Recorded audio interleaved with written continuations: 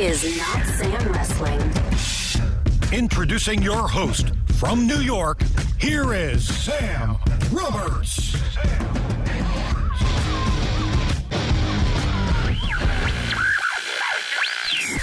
We're back here with Braun Strowman. Braun, I have to tell you, the size differential between the two of us it can't go overstated. I mean, I don't even think, when you're looking on camera right now, I don't even think we appear to be the same species. I'm not. I'm a different breed. I mean, look at me. Nah. So were you born, obviously you were born tall, but have you always been a big guy, or did you start training strongman and get big, or? So I was really pretty much a normal sized kid for a long time until probably 12 or 13. I hit this crazy growth spurt, and literally in 2 years time I grew like a foot and gained 80 pounds or something in 2 years. So I graduated high school at 17. I was 6'5" and 305 pounds at 17. 305 pounds?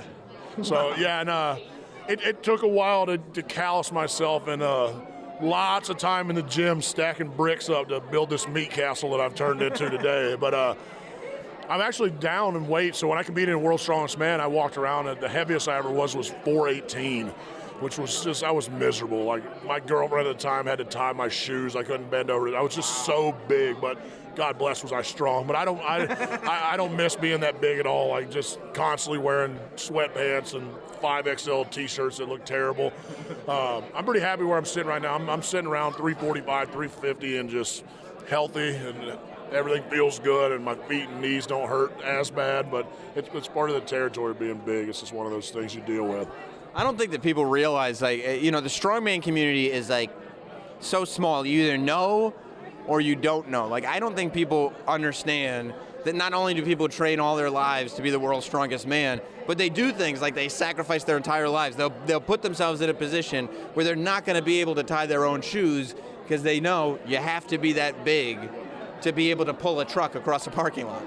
Yeah, it's just one of those things, risk to reward ratio, and it's just, I'm a big believer in you get one shot at life and make the most out of it. And I mean, I've been blessed enough in my ventures so far. I've lived 5 men's lives already, and I'm just going to continue to push the envelope and do things that make me happy. When did you find wrestling?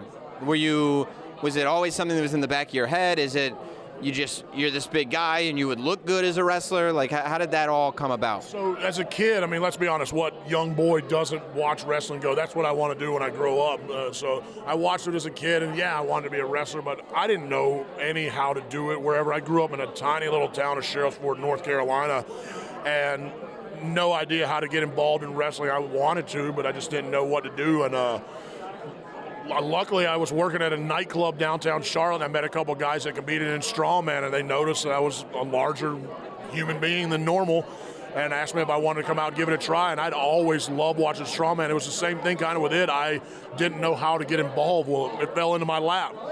And I trained for 2 weeks, did my first contest, won my first contest, trained for another month, competed in North America's Strongest Man, finished 15th in the nation at my second contest. My third contest was the Arnold World Championship. I finished 17th in the world at my third contest, and then I didn't lose another contest for 3 years. Wow. And then I was the fastest American to ever start the sport, get his pro card. I think I started in a little less than 2 years. I earned my pro card in strongman. And I was in Los Angeles in 2012 for World's Strongest Man, and Mark Henry and Canyon Seaman were there recruiting, and I met him, exchanged information with Canyon. That was in, September of 2012, yeah. They wanted to have me come down. I come down to the FCW building. It was still there. The Performance Center hadn't even been open yet. So I went to FCW down in Tampa, walked around, cut a promo, and they offered me a deal. And I kind of waited because I was in contest prep to get ready for the Arnold 2013, which was my last strongman contest. Unfortunately, it didn't go as I wanted. I tore my bicep trying to break the world record on the Atlas stone. But got that fixed up, and then that was March of 2013, July 4th of 2013, I moved to Orlando, July 8th, I started at the Performance Center, and here we are today. Amazing. It's an amazing way to go. When you get to the Performance Center, is there any part of you that is like, oh my God, like I just figured out this skill set? Because clearly you're a natural at strongman, right? You get that pro card so quickly. You start winning competitions so quickly. You're like, I'm designed to do this. This is what I'm meant to do. All of a sudden, pro wrestling opens its doors to you. You're like, this could be not only, I could be good at this. This could be super lucrative. This could be fun. I'm going to try this. That's pretty much the outlook I had on it, because I mean I was making some money in strongman, but you can't eat trophies. So like, man, I had to eat, man, and that's the crazy story about all this. Talking about, I moved down here July 7th, 2013. I packed up everything that I own in a Kia Soul with $150 to my name, moved to Florida to start this journey. I was sleeping on my friend's couch at the time. That's got to be a big couch. It was a nice sectional. I was very thankful that he had it, but yeah, it was crazy. And I remember when I moved to Florida, I moved in with my buddy's girlfriend because I had no money to get a place, nothing. I slept in her spare bedroom, and when we first started, there was something happened because of the holiday. My contract didn't get countersigned, something yada, yada, yada. Long story short, I didn't get paid for a month after I moved to Florida. I was borrowing money from the coaches at the Performance Center to get it, and then, yeah, now I just signed 4 more years with WWE for a very lucrative amount of money. Yeah, that lucrative thing we were talking about, it's taking place. Yeah, and that's testimony to busting your ass. Like, I don't know how else to put it. Like, that's all I've known how to do. Everything I've done my whole life, I've worked my hind end off to get, because ain't nothing ever been given to me. And I mean, that's the thing, that like you come and you master strongman, but at the same time, wrestling is a completely different skill set. You're starting from scratch. I mean, you look great.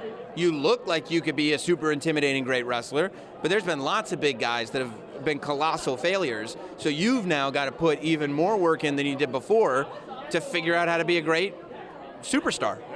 Yeah, without and right, to be a superstar in the sense that you've got to be a representative of WWE. I mean, that's the bigger deal, that if you want to be at the level that you're at now, you know, strongman doesn't have the kind of exposure that WWE has. You're going out across the world now and representing a global, publicly traded company.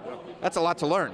Yeah, and I had no idea, like, how much was involved in this, getting into it. I thought, hell, I'm going to sign this $1 million contract. I'm going to wrestle once a week on Mondays. I'm going to fly out on jets like Ric Flair, and I'm going to have Rolexes and women everywhere and this and that. Boy, was I in for a rude awakening. And then find out, like, oh my God, we do this at least 4 days a week. We drive here, there, fly. I flew 720,000 miles last year doing this and wrestled 192 matches. You did 192 matches last year? Yes. Wow. So it's just, man, it's crazy. But at the same time, I am so thankful that, like, this is my drug. I've gotten addicted to it. Like, I love it. I wake up in the morning and I'm plan my day out around this. Like, this is my life. I am so ate up with it, like, it's not even funny. Like, and I never knew that how much passion I would have for the industry, the business as a whole, the behind the scenes, what it takes to make this show work. Like, people don't understand how much is involved to shoot a live 3-hour television show every week for the last 25 years. It doesn't happen. It's unreal, and it's so stressful. It is really stressful, but at the same time, like, those days when I get to work and I know I've got 900 segments and I got a 45-minute match and I got promos and all this stuff, at first I freak out and I'm like, ah! But at the end of the day, when I get it all done and I hit a freaking home run, man, there's not a better feeling in the world knowing, you know what, I thought I was going to fail. This sucked. Oh, my God. I take a step back and I go, man, I just hit a bomb. That was awesome. Yeah, and with your segments, too, it's like you're the one that it's not – when you have 9 segments, right, it's not like it's just going to be a match and a promo. It's also going to be – and then you're going to flip an ambulance and it's going to knock over the set and you're going to throw somebody through it. And by the way, it all has to look real, not like a movie, because we're counting on your segment to make people go, oh, whoa, something's real happening here. And that's on you and whoever you're with. A lot of that stuff, man, we shoot it live. Yeah. So many of these stunts, like, people are like, how long did it take to do? I'm like, dude, they literally told me what they wanted. I walked through, brainstormed some ideas. We hit the camera and we just did it. I mean, the segment with you and Bobby Lashley a few weeks ago, that I think got everybody talking. That was kind of the segment that made people feel like, oh, I think Raw's going in a different direction. That was more so than any of the other segments you've done where there's been massive destruction. That was the segment, the way they shot it, wide, that it was like, oh, this is for real. This is being treated seriously. This is something happened here. That was one of those segments, and I always talk about this. To me, when I think something's really working, it's when somebody comes up to me that doesn't watch regularly and maybe watch during the Attitude Era or whatever, and goes, oh, I heard about this thing. Like, this is crazy, huh? Like, they It was... and it worked. It really did. Like, it was unbelievable, the feedback I got from my fans. Like, because, like, when we did it, like, I ghost off social media, everything. And a lot of people know, like, my Instagram is me, goofy, 6-year-old giant Adam. So I ghosted off of that and everything, and I had people so worried because I was just disappeared for 2 weeks that, like, I'm getting text messages from my family, are you okay? My mom and dad, I smartened them up. They played into it and were telling my fans and people that I grew up with, like, I haven't heard from him. I know he's in the hospital. So, like, it was great, like, that we got so much mileage out of that little spot and exactly sparked that fire of, oh, my God, like, This is different. Yeah, this is different.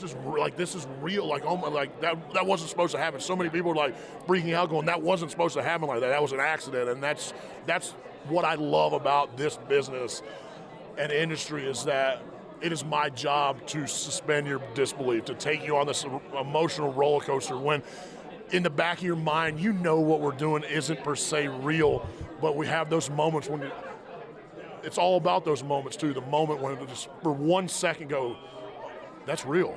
Right. And then, or I'm not even thinking about Rio. Not. I don't know. I'm lost in this though. Yeah. I'm lost in this moment. Yeah, that's what makes this so special. Yeah. How did you end up? Speaking of your Instagram, how did you end up meeting W?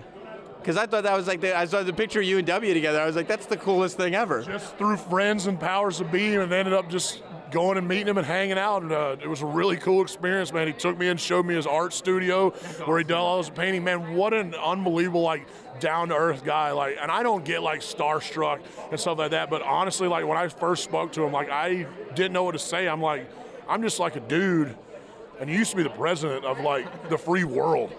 And it's just like, it's just one of those things that goes along with this job, being a WWE superstar. It's just so many instances in life that this industry has given me and put in front of me and allotted me the opportunities to do, and it's just unreal. And it just goes to show, like, any given day, you never know who you're going to run into in this business. Yeah. He just seems like a guy, like, ever since he's been away from the White House for as long as he's been away and back into normal life, he just strikes me as a guy that would be a fun hang. Dude, and that's exactly how he came. He came off as just a good old boy that's like a country boy, like wants a Texas dude. Yeah, that's it. Like wants to help people out. Like, it was just so cool. Like, just sat down and was so personal and talked to me like I was just a friend. Like, it was cool. It was a really cool experience. When you're in strongman, especially when you're like going up in the levels, but you're not making money because, like you said, you can't eat trophies. How do you afford to eat? And I don't mean like how do you afford to eat the way how do I afford to eat. I mean, when you're in strongman, you got to eat just incredible amounts of food. You got to keep putting calories in your body, and that ain't cheap. Yeah, so I was lucky. It was a struggle, man. For a long time, it was a struggle doing that. Like, I used to get hot. This is taking a little side turn on this topic, but I used to get hot when I first came into the business of wrestling, and people were like, "Oh, you haven't paid your dues," and da and all this stuff. And it used to really tick me off because, like, they didn't know what I had been through to get to where I'm at, and everybody had done something. WWE just doesn't go out and hire people for no damn reason. Right. Everybody's got a story, and it was just, I traveled literally around the world on my own dime, sleeping in my car, driving 3 hours each way on the weekends, working 70, 80-hour-a-week jobs, and then driving 3 hours on a Sunday morning to train strongman, and then drive back because I didn't have any of the stuff, and then throughout the strongman building my equipment. I learned everything by watching YouTube videos. I watched because you can't afford a trainer. Yeah, I didn't have a trainer. Like, I got lucky. The guy that owned the gym I trained at didn't charge me dues to go there. I ended up getting lucky. A butcher shop in Mooresville, North Carolina, I would get their stuff that was like getting close to like it either had to be thrown away or whatever. They would freeze it and they would give it to me, and that's what I would eat. Wow. So yeah, and everything like strongman, like I would watch Zadrunas Savickas, Mariusz Bujanowski, the greats, the best guys in the world, watch their training videos, their competition videos, and that's how I learned how to do strongman. I like in the back parking lot of the gym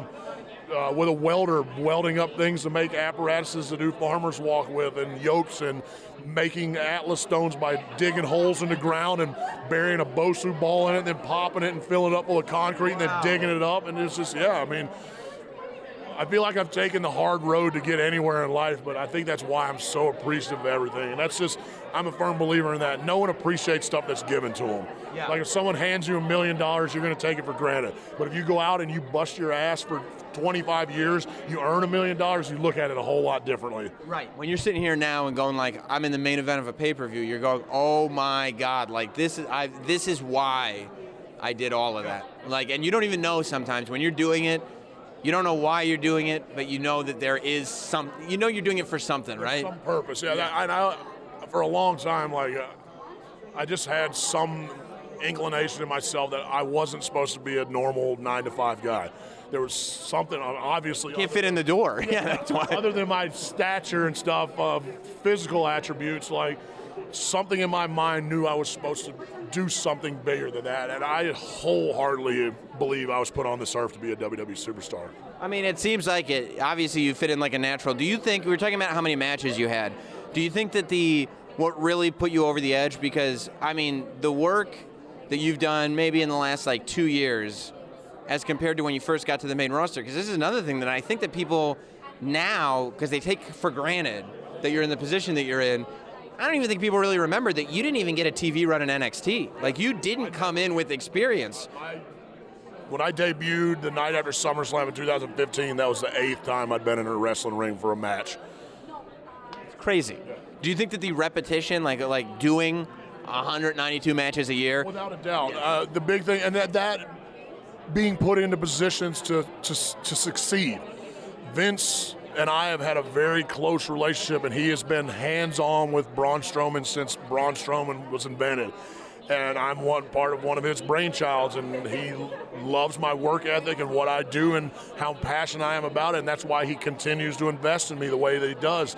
And it's just, it blows my mind, man, literally on a day-to-day, because talking like coming in, that's my 8th match, and when I debuted, I haven't even been doing this for 4 years, and look what I've done in the short amount of time that we've been here, and I'm very thankful for it. I mean, don't get me wrong, like I've been put in positions and had opportunities that not necessarily everybody gets, but everybody in this company, whether they think they do, they want to complain, whatever, everyone gets an opportunity to do something. It's what you do with it. Like, a lot of people don't know, the only reason Vince McMahon ever knew who I was, ever saw me, was because I was a rosebud. That's the only thing that how Vince saw me. He saw me, he goes, who is that, and why the is he doing that?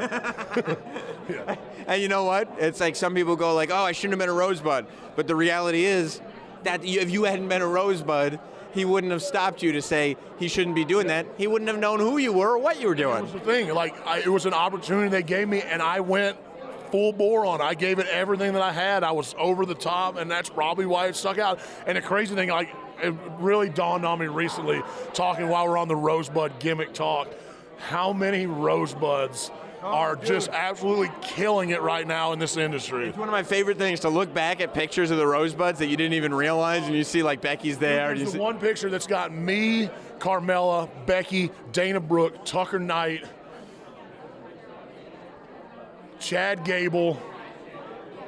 Simon Gotch was there. I'm thinking of people currently on the roster that are making waves in WWE. Like, it's unreal. Yeah, it really is. Yeah. Speaking of people you came up with that are making waves, are you happy to see kind of the twist that Bray has taken with his character and how well that's worked? Because I feel like that's one of those things. When Firefly Funhouse came on the first time, it's so different. People are going like, it's either going to work or it's not going to work. And if it's not going to work, it's probably it for Bray, right? And when it works as well as it has in every segment, he's killed it. Does that make you happy to see? Oh, without a doubt. Bray is one of my closest friends inside and out of the business. And it's great to have him back. I know he got in a pretty weird place for a while and wasn't happy with what was going on and character-wise, and he literally went to the drawing board and started from scratch. And I remember watching it, and, like, I didn't know it. Like, we went for a while without even talking. Like, he went so deep into this character. Like, he shut himself off from the world because, like, he put everything he had into this. And I remember, like, watching the first episodes of Firefly Funhouse, and the very first one I'm like, watching, I'm like, what the hell is this? I'm like, Bray, what are you doing? But then the more I watched, like, I couldn't turn away from it. It was so intriguing what he was doing. And then they started to bring the Fiend out, and I was like, all right. And then you start going, you notice like the little nuances in each character. You're like, wait, he's saying something. Like, he's talking about stuff here. It's unbelievable. And Bray's mind is just, he is so talented just on all aspects of just this industry. Like, phenomenal in the ring. Probably the best damn guy on the microphone going. Let's be for real. I mean, there's a lot of guys can talk, but you let Bray Wyatt have free reign and a microphone, like, it's hard to keep up with him. And then just his mind for the business and for entertainment and creativity, like, he thought of all this on his own. Yeah. And it's just like, it blows my mind, but at the same time, it's so good to have him back. Like, he's so amazing and behind the scenes for morale in the locker room. He's a locker room leader. He's one of the top guys in the company, and it's good to have him back. And I mean, I'm so happy for him and JoJo. They just had their first boy, Nash, and I've been lucky. Bray asked me to be the godfather of that. I mean, so it's really cool, man, and it's awesome that he's back, and, like, I'm really excited for him to get back on, like, the live events so we can start making towns again. 'Cause, man, I mean, he taught me the business. When I came in, that was it. I drove Bray around, and he talked, and he taught me the business. He taught me how to book hotels. He taught me where to eat, how to do everything on the road, because I had no idea. Yeah. And I forever will be indebted to that man. He's my brother. It's not bad to have a rotunda teaching you the ropes, right? Yeah, without a doubt. That family, without a doubt, has done it for a while. Yeah. Absolutely. It's always good to, and I feel like it does happen. If you just watch and you're patient, you can see talent has a way, right? Talent, just people who are talented and good enough and deserve it, it has a way of just getting to the top. And I feel like that's happening with Bray. I feel like it's happened with you and the work that you've put in. And I mean, I think that that's something people can apply to every job. It's one of those things that I'm sure you've had moments of being frustrated and being like, I'm out of here, like, this isn't working, I don't want to do this, I don't want to do that, but you're like, this is a momentary frustration. Let me think big picture here. And that's the big thing, because I got to a point where I got really, really frustrated with everything that was going on. I called Vince, and I was like, Vince, what is going on? Like, I'm miserable. And he talked me off a ledge, and it's like, look, big man, he's like, I want you for the long haul. It's like, it doesn't matter what you're doing right now. He's like, I care about what you're doing 10 years from now. He said, I've invested in you. He's like, you're one of my guys. And he's like, don't worry, you're fine. And just hearing that coming from that man, like, I don't know, like, it's just something, like, legitimately, I walked into to the production meeting one day, and I was like, all but, like, I've had enough. And I just was mad about everything. He kicked everybody out of the production meeting, like, 2 hours before Raw was about to start. The show wasn't even done, and talked to me for 45 minutes, like, heart-to-heart, man-to-man conversation, and it opened my eyes to the picture of, like, wow, why am I worrying about this? Yeah. It's just the testament. Vince doesn't get the credit that is due to him, and he's probably, if he hears this, he's going to get pissed off that I'm saying his name and putting him over. But it's just him. He's unbelievable. He's an unbelievable man. I'm very, very fortunate to not only work for him, but to call him a friend. Just out of curiosity as a fan, what period of time was this that you were like, what's going on?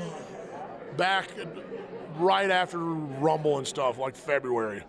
Oh, recently? Yeah, recently. Okay. I started getting a little frustrated because I felt like they were dangling stuff over my head and kept taking it away, and I was just like, what's the deal? What's going on here? Right. And he literally, right down the middle, shot straight with me, and, like, maybe, That's interesting. Yeah, because from a fan perspective, I think you could feel where you were feeling at that point, where it's like, oh, I think he's going to be the guy, and oh, wait, maybe he's not going to, but it's what he said. It's like, just wait for the long term, wait for the whole picture to show itself. That's literally what he talked like. He's like, everybody thinks he's lost contact or touch with the fans. He is so far ahead of what everybody knows is what's going on. It's not even funny. Like, we're 2 years ahead of what you guys think we're at right now, I promise you. How did you feel when the brand split first happened? I feel like it's kind of what made you, at least in the beginning, is the run that you went on beating local guys. I thought that was great. It was old school. It like made you seem like a monster when you started beating them 2 at a time. I mean, it made James Ellsworth's whole career. like clearly, when the local guys are getting their careers made from it, it's working. But when that's happening for you, did you enjoy that period of time? Did you feel like you wanted to do more, or did you get that this is making me look like a monster, and when we're on to the next step, whenever that is, it's going to be good? I'm constantly wanting more. Like, I've literally have told the powers to be multiple times, like, throw it all on my back. I'll carry this whole damn company if I have to. I work better under pressure. So it's just trying to just take it all in. Like, it's one of those things, like, all this has happened so damn fast. Yeah. Like, it literally is all but overnight. I went from Joe Blow changing tires at a garage in Sherrills-Ford, North Carolina, to globally known WWE superstar. Yeah. So it's one of those things, like, I feel like I'm in a dream, and one of these days I'm going to have to wake up. But I like that you can tell that you're true to yourself because the camo Crocs haven't changed. That's right. You know I mean, you can take the boy out of Dixie, but you can't take the Dixie out the boy. And guess what? When you look like Braun Strowman, nobody makes fun of you for wearing camo Crocs. Is that right? No, and it's so hilarious, like, how many people compliment, or not even compliment, or just comment on it. Like, if I post a picture and I'm just wearing Crocs, there's just hundreds of comments like, I can't believe you wear Crocs, it's so great. You should have a deal with them. I'm trying to. So Crocs, if you're watching this, let's get an endorsement deal. Let's make some monster Crocs. Yeah. I feel like, I think Post Malone came out with his own Crocs. Yeah. You don't think wrestling fans would buy Braun Strowman Crocs? Probably the first pair of Crocs I would ever own. Socks, so why not Crocs? Yeah. Exactly right. And they'd wear Crocs with the Braun Strowman socks coming out. It'd be a look. Yeah, it'd be a look. Without a doubt. I don't do socks and Crocs unless it's really cold outside. And if you ever see them in 4-wheel drive, watch out because something bad's going on. Well, I feel like when you got ankles and feet that size, you probably try to avoid socks as often as possible. They seem like they'd be far more constraining for you than the average person. Yeah, I don't know. You don't know what it's like. I buy my socks at Walmart. Everybody thinks that, I don't know, I'm still a redneck. Right. Well, good for you. I think that's why people like you so much. Braun Strowman, I mean, always good to talk to you, man. So fun to watch you do your thing, and congrats on everything, dude. Thank you, sir.